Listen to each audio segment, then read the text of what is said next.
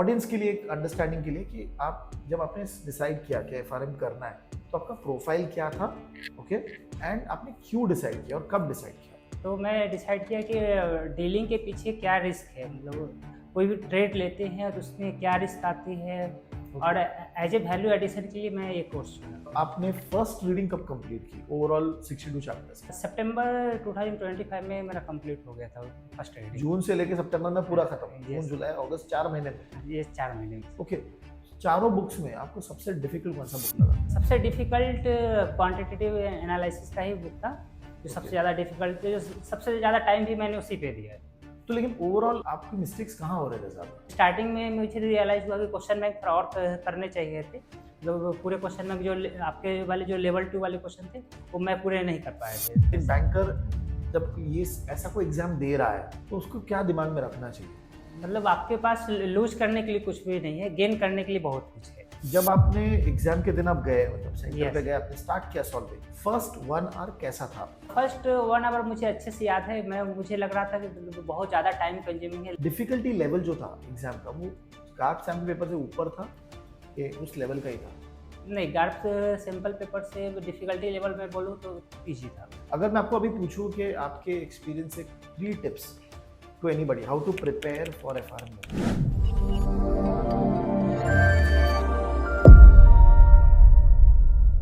Hello guys, hi, this is Ganesh Nayak.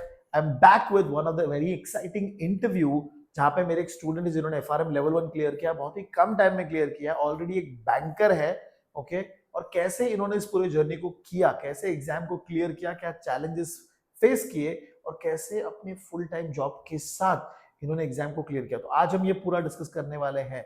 मेरे साथ है विनोद कुमार जी, ओके, ये बैंकर है with around 8 years of experience रफली, ओके, यस सर। एंड इन्होंने फर्स्ट अटेम्प्ट में एग्जाम निकाला है। तो इनकी जर्नी आज हम बात करते हैं। Vinod, first of all thank you very much, आप यहाँ पे आए और बहुत दूर से आए हैं आप बॉम्बे में, तो thank you very much. Audience के लिए, एक अंडरस्टैंडिंग के लिए कि आप जब आपने डिसाइड किया कि एफआरएम करना है तो आपका प्रोफाइल क्या था, ओके, एंड आपने क्यों डिसाइड किया और कब डिसाइड किया? मैं सर डीलर था पब्लिक सेक्टर बैंक में। Dealer as a dealer 3 years का एक्सपीरियंस। तो मैं डिसाइड किया कि डीलिंग के पीछे क्या रिस्क है, मतलब कोई भी ट्रेड लेते हैं तो उसमें क्या रिस्क आती है, और एज ए वैल्यू एडिशन के लिए मैं ये कोर्स चुना। ओके, और कब आपने सोचा कि मुझे करना है? लास्ट ईयर मई 2025 में। तभी आपने डिसाइड यस किया? सर, डिसाइड किया कि मुझे एफआरएम लेवल 1 लेवल 2 दोनों करने हैं, तो फिर मैं पहले लेवल 1 के लिए चुना। ओके, और उसके बाद आपने बुक्स लिए पहले? नो सर, पहले मैंने सर्च किए, कुछ ऑनलाइन स्टडीज देखे कि कहाँ कहाँ पे कैसे होता है, उसका प्रोसेस को समझने की कोशिश किया। Okay, फिर आपने हमें ज्वाइन किया था? Yes sir. लेकिन ज्वाइन करने से पहले आपने कोई बुक लिया, देखा, पढ़ा कुछ भी? आपको मैं जून में ज्वाइन किया था, करेक्ट। तो उससे पहले मुझे सिलेबस भी नहीं पता था कि सिलेबस क्या होती है एफआरएम की। Okay, very interesting. हाँ क्योंकि जून से, मतलब जून जनवरी हम लोग अप्रैल हाँ में स्टार्ट कर देते हैं, हाँ। सर्टेन चैप्टर्स भी हो गए थे यस और आप यस तब ज्वाइन किए लेक्चर यस लाइव सेशन में। तो जून से आपकी पढ़ाई कैसे चल रही थी, मतलब आपने फ्लो कैसे मैनेज किया, टाइम कैसे मैनेज किया? सर, मैं आपका चैप्टर कुछ देखे थे, कुछ वीडियो देखे थे, उसमें आपने बताया था कि बैंकर्स को मॉर्निंग का टाइम चूज करना चाहिए। तो मॉर्निंग में मुझे 2 घंटे का टाइम मैंने चूज किया। तो सुबह जल्दी उठ जाता था, 5 से 7 के बीच में मैं स्टडी करता था और पढ़ाई आपका के लिए। प्रोसेस कैसा था, मतलब आप पहले वीडियो देख के फिर सेशन में आते थे कि या सेशन देखने के बाद वीडियो देखते? मैं आपका वीडियो देखता था, जो सोल्जर की नोट्स है वो सामने रखता था, साथ साथ में रीडिंग करता था। जब वीडियो खत्म हो जाती थी तो सोल्जर की नोट्स को एक बार पढ़ लेता था पूरी।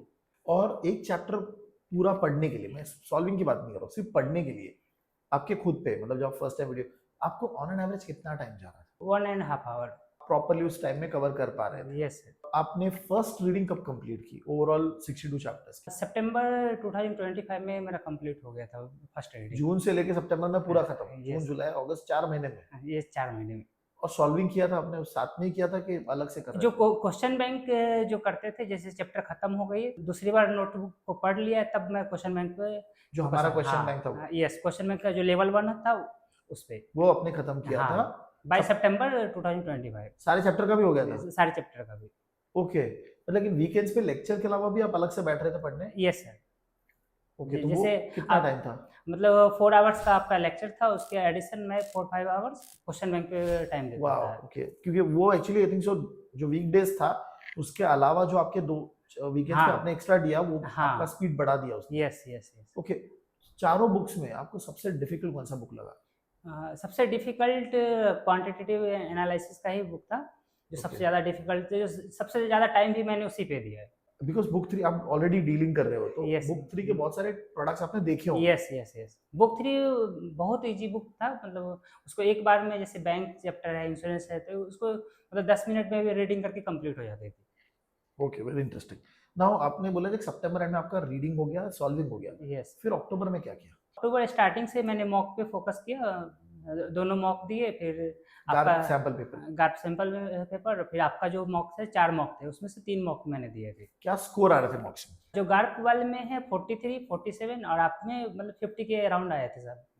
43 47 में आपको कुछ यस। ऐसा डर नहीं लगा कि अरे 100 में से 43 आ रहा है? मतलब थोड़ा सा सेल्फ कॉन्फिडेंस था कि मैं इसको कवर कर लूंगा। फिर लास्ट में बुक 2 टफ लग रहा था, तो मैं उसको स्किप किया था, और जो रिमेनिंग 3 बुक है मैं उस पर ज़्यादा फोकस किया, उसको ही मैं ज्यादा रीडिंग हाँ। रिवीजन उसका ज्यादा कर रहे हाँ। थे। बट जैसे भी मॉक्स आपने दिए यस। तो मॉक्स देने के बाद आप क्या कर रहे थे? मैं मॉक्स को रिवाइज कर रहा था, क्योंकि कहाँ पे मेरे से मिस्टेक हुई है, कि मतलब मेरे स्कोर क्यों कम आ रहे हैं। मैं ओके, उसमें जो सारा कंसेप्ट है, मेरे सारे कंसेप्ट को वापस से नोटबुक में जाके पढ़ता था। फिर उससे रिलेटेड क्वेश्चन है, सोइजर के मॉक है उसमें भी, और गार्प के मॉक में क्वेश्चन है, उसको फिर वापस से रिवाइज करता था कि कैसे इसको देना है। सोइजर का नोट्स पढ़ के पूरा चैप्टर को मैं पढ़ता था कि वह कहाँ पे मेरे से मिस्टेक तो थी। एक क्वेश्चन दिखा वो आपको हाँ। रियलाइज हो गया कि ये चैप्टर नंबर 4 के ये पार्ट्स है, तो आपने हाँ। सॉल्व तो कर लिया, फिर वो पार्ट को भी हाँ। अच्छे से रीड कर लिया। हाँ, वापस से उसको समझा, पूरे कंसेप्ट को समझा। एक्चुअली गार्प जो है ना, कंसेप्ट को ही पूछता है। करेक्ट। तो लेकिन ओवरऑल आपकी मिस्टेक्स कहाँ हो रहे थे ज्यादा? स्टार्टिंग में मुझे रियलाइज हुआ कि क्वेश्चन बैंक थोड़ा और करने चाहिए थे, मतलब पूरे क्वेश्चन बैंक जो आपके वाले जो लेवल 2 वाले क्वेश्चन थे, वो मैं पूरे नहीं कर पाए थे। तो थोड़ा कंसेप्ट का मुझे इशू दिख रहा था, इसलिए मैं सोल्जर नोट्स को दोबारा तिबारा मतलब पढ़ते गए। 3 to 4 टाइम्स मैंने पढ़ा। ओके, मतलब आफ्टर सॉल्विंग मॉक ऑल्सो आप यस, रीड करते ही जा रहे थे। यस, यस, रिवीजन कर रहा था उसको बार बार। ओके, बैंकर जब ये ऐसा कोई एग्जाम दे रहा है तो उसको क्या दिमाग में रखना चाहिए? मतलब आपके पास लूज करने के लिए कुछ भी नहीं है, गेन करने के लिए बहुत कुछ है। वाह, ये सही, बहुत ही इंटरेस्टिंग हाँ। पर्सपेक्टिव आपने दिया, क्योंकि ऑलरेडी आप वर्क कर रहे हो, ऑलरेडी फील्ड में हो। हाँ, आपके पास ऑलरेडी जॉब तो है ही, लूज करने के लिए तो कुछ भी नहीं है, आपको वैल्यू एडिशन ही हो गई, इसलिए कुछ पे नहीं करने की जरूरत नहीं है। एकदम अच्छे से, हाँ। वंडरफुल।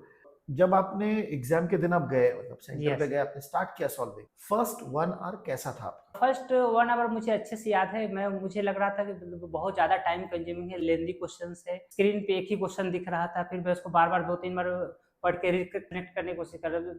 1 घंटे में मैं मोस्टली 23 क्वेश्चन सॉल्व कर पाए थे। तो मुझे लगा इस हिसाब से तो फिर मेरे 100 क्वेश्चन भी पूरे नहीं होंगे। होंगे। फिर मैंने स्पीड को थोड़ा बढ़ाया, फिर उसको कनेक्ट करने की कोशिश किया। 4 घंटे में सब हो गया प्रॉपर्ली? हाँ, 3 एंड हाफ आवर में मेरा पूरा कंप्लीट हो गया। ओके, और लेकिन मतलब आपने कितने फ्लैग किए थे क्वेश्चंस? अराउंड 5 to 6 क्वेश्चन मैंने फ्लैग किए थे वहाँ पे, ओनली? ओनली।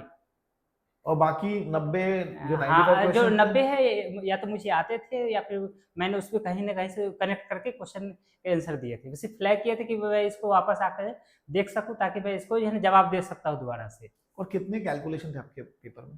कैलकुलेशन बहुत कम क्वेश्चन थे, 5 to 10 क्वेश्चन ही कैलकुलेशन वाले थे, मोस्टली थ्योरी के थे, मोस्टली कंसेप्चुअल क्वेश्चन थे। मतलब आपके कंसेप्ट क्लियर हो तो मुझे लगता है कोई बच्चा 2 घंटे में भी पेपर करके आ सकता था। अच्छा, हाँ। Okay, okay. मतलब मुझे 2-3 बार इसलिए पढ़ने की ज़रूरत पड़ रही थी, मुझे लग रहा था कि मतलब ये भी आंसर हो सकता है, ये भी आंसर हो सकता है। जो लास्ट 2 में से फाइंड आउट करना थोड़ा मुश्किल हो रहा था। नहीं तो उसको कंसेप्ट किसी का क्लियर हो तो एक बार रीड करेगा, आंसर उसका दे देगा। जैसे ये जो सिचुएशंस थे जहाँ पे आपके कॉन्फ्लिक्टिंग थे दोनों, हाँ। वो कैसे मैनेज किया आपने एग्जाम के दिन? मतलब ऐसे सिचुएशन में फिर मैं अपने बेसिक को देख रहा था कि मतलब क्या निकल सकता है उसका आंसर। एक बार रीड करके फिर हाँ। से हाँ। अच्छे से देख रहे थे, ओके। एंड ऐसे कितने क्वेश्चन होंगे अंदाजन 100 में से 100 में से 30 क्वेश्चन तो ऐसे थे। जहाँ पे आप अटके हो? हाँ, मैं अटका था। ओके, और अगर मैं पूरे 100 क्वेश्चंस को देखूँ, आपने इसमें से कितने क्वेश्चन बहुत ज्यादा टफ थे, बहुत मतलब इजी थे, मीडियम थे, या डिफिकल्ट थे आपके हिसाब से? 85% क्वेश्चन ईजी ही थे। भले अच्छा। मैं उस पे फँस रहा था, लेकिन 85% क्वेश्चन ईजी थे। मतलब 15% क्वेश्चन ही टफ थे। मतलब 2-3 कंसेप्ट को मिला के थोड़ा डिफिकल्ट लग रहा था। और जो कैलकुलेशन बेस्ड क्वेश्चन थे वो आपके राइट हो रहे थे? कैलकुलेशन बेस्ड क्वेश्चन में 2 क्वेश्चन मुझे याद है। राइट हुए बेसिकली हाँ। आपके, पर शॉर्ट आपको पता है। हाँ। लेकिन ओवरऑल जब आप एग्जाम को देखते हो अपने, तो थियरी आपको अच्छा लग रहा था, मतलब करने हो रहा था, कि कैलकुलेशन भी हो रहा था? कैलकुलेशन थोड़ा ज़्यादा आसान लग रहा था क्योंकि कैलकुलेशन वाले का हमको आंसर पता चल रहा था कि इसका आंसर तो ये निकल गया, लेकिन जो थ्योरी वाले पार्ट है, थ्योरी में भी डायरेक्ट कुछ भी थे। हाँ, कुछ स्ट्रेट फॉरवर्ड क्वेश्चन भी थे। हाँ, 15% क्वेश्चन तो मैं बोलूँगा जो डायरेक्ट ही थे। और बिकॉज आपने भी गार्ग के सैंपल पेपर भी किए, तो आपको ऐसा लगा कि उनका जो स्टाइल है क्वेश्चंस का वो मैच कर रहा है एग्जैक्टली गार्ग सैंपल पेपर से? नहीं, क्वेश्चन का स्टाइल तो नहीं मैच कर रहा था, लेकिन कंसेप्ट मैच कर रहा था। जो गार्प हमको क्वेश्चन पूछा था मॉक में, मतलब सेम क्वेश्चन टाइप नहीं बोल सकते, लेकिन सेम कंसेप्ट पूछ रहा था। ओके ओके, नहीं, मतलब एक टॉपिक पे हाँ। आपको भी क्वेश्चन आ गया, लेकिन वो अलग क्वेश्चन ही थोड़ा अलग था। हाँ, ओके। क्वेश्चन और ये मुझे सबसे ज़्यादा हेल्प किया क्योंकि मैं गार्प वाले क्वेश्चन को आपने 2-3 रीड बार किया था? हाँ, रीड किया था, तो वो कंसेप्ट ओह! मुझे बहुत ज़्यादा हेल्प किया। ओके, ये बहुत इंटरेस्टिंग हाँ। सही बताया आपने। और ओवरऑल जब आप देखते हो, मतलब जब जैसे आपने बोला ना कि आपने जाके पीछे जाके आपके सैंपल पेपर से कंपेयर कर रहे थे, हाँ। डिफिकल्टी लेवल जो था एग्जाम का, वो कार्प सैंपल पेपर से ऊपर था कि उस लेवल का ही था? नहीं, गार्प सैंपल पेपर से डिफिकल्टी लेवल में बोलूँ तो ईज़ी था। ओके।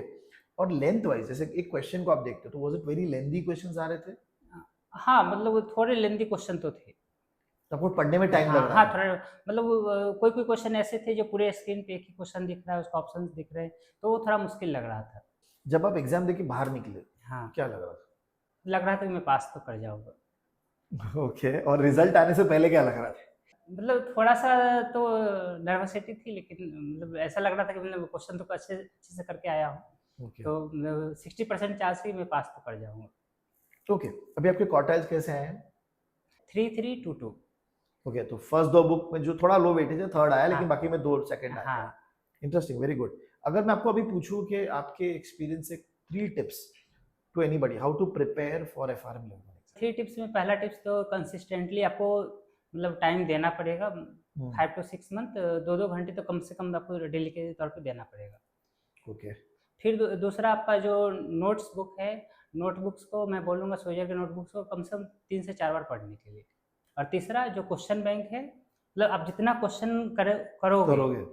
उतना आपका कंसेप्ट क्लियर होगा, और एग्ज़ाम में सिर्फ़ कंसेप्ट ही पूछे जाते हैं। आप सोचोगे कि सेम क्वेश्चन पूछेगा, ऐसा नहीं है। नहीं, कॉन्सेप्ट पूछे। हाँ, ओनली कंसेप्ट ही मैटर करेगा। करेक्ट करेक्ट, ये जो आपका अप्रोच था ना, कि जैसे आपने आप सैंपल पेपर पढ़ा हाँ, और फिर उसके हर एक क्वेश्चन के पीछे जाके हाँ। कॉन्सेप्ट, वो आई थिंक सो बहुत ज्यादा आपको हाँ, हेल्प वो कर। सबसे ज़्यादा हेल्प किया है क्योंकि मैं 5 महीने में उसको पूरा प्रिपेयर किया हूँ, तो मुझे भी लग रहा था कि 43 कार्प में मॉक में नंबर आए, फिर मैं पास कैसे करूँ? थोड़ा मुश्किल लग रहा था। लेकिन मैं उसको बैकग्राउंड में जाकर पूरा कंसेप्ट को समझा, मतलब हर एक 100 क्वेश्चन है, 200 क्वेश्चन जो कार्प वाले हो गए, तो अपने 200 क्वेश्चन को कंसेप्ट को दोबारा से रिवीजन किया है। ये बहुत ही इंटरेस्टिंग एडवाइस भी है स्टूडेंट्स के लिए।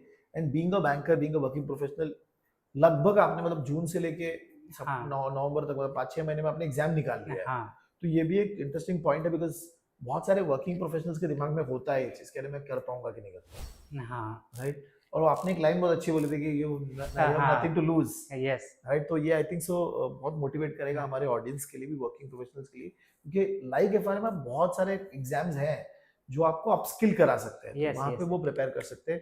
तो again this interview is going to be really really helpful. तो again thank you Vinod ji, thank you आने सर। के लिए, टाइम देने के लिए। बहुत ही इंटरेस्टिंग इंटरव्यू रहा है, मजा आया। यस।